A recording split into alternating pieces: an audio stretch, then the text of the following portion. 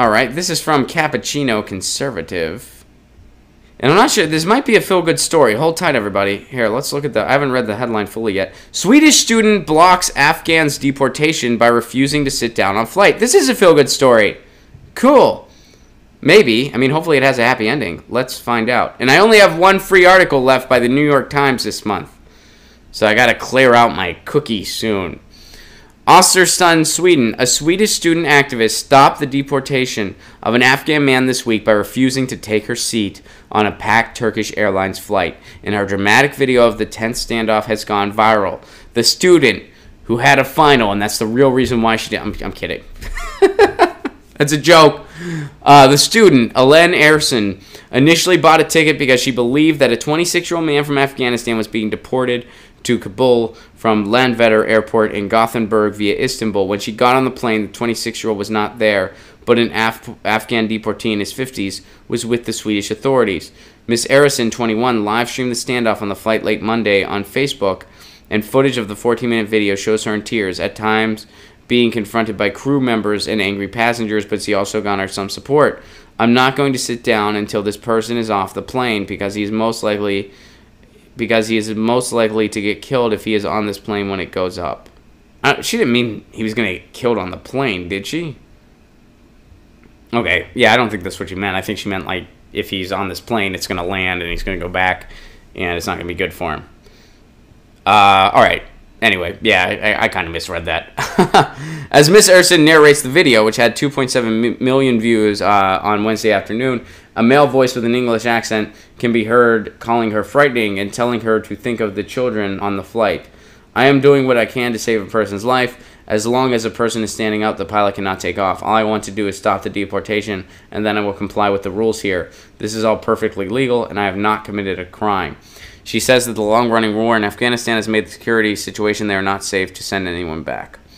Alright, in the end, both the Afghan man and Miss Ersin left the plane. It's mostly likely that the man's deportation will be carried out later. Alright, so I guess it's kind of a happy ending. Not quite.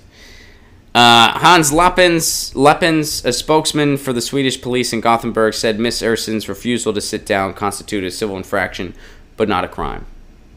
Well, that really speaks miles to Sweden versus the United States. If that happened in the United States, hired goons would have gotten on that plane. They would have beat the shit out of the girl.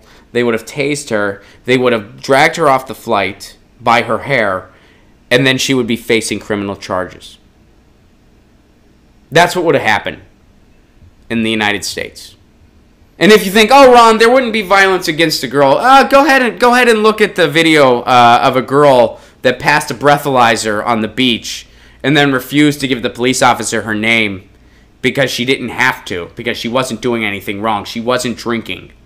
She was underage, yes, but she wasn't drinking. She passed a breathalyzer. So when the policeman continued to harass her, which, yes, that is harassment. That's not a police officer doing their job. It's harassment. Say, well, what's your name? I want to see some ID. No, I'm not doing anything wrong. You have no right to just infringe on me like that. I'm not doing anything wrong. I'm not drinking. I'm under 21, but I'm not drinking. I'm sitting on a beach.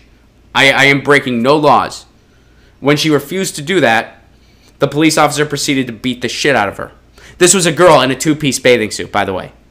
A scantily clad girl with this male officer beating the shit out of her.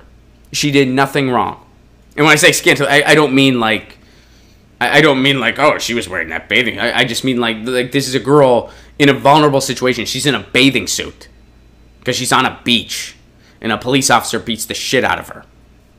So yeah, that's what would happen. If this happened in the United States, a hired thug would get on that plane, beat the shit out of the girl, drag her off by her hair, and then she'd face criminal charges. At least in Sweden, they respect the right to protest. So I guess that's somewhat reassuring.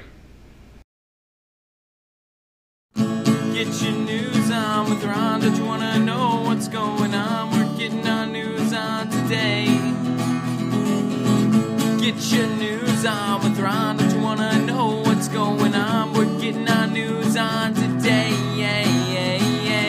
You can tweet me an article at Ron Placone.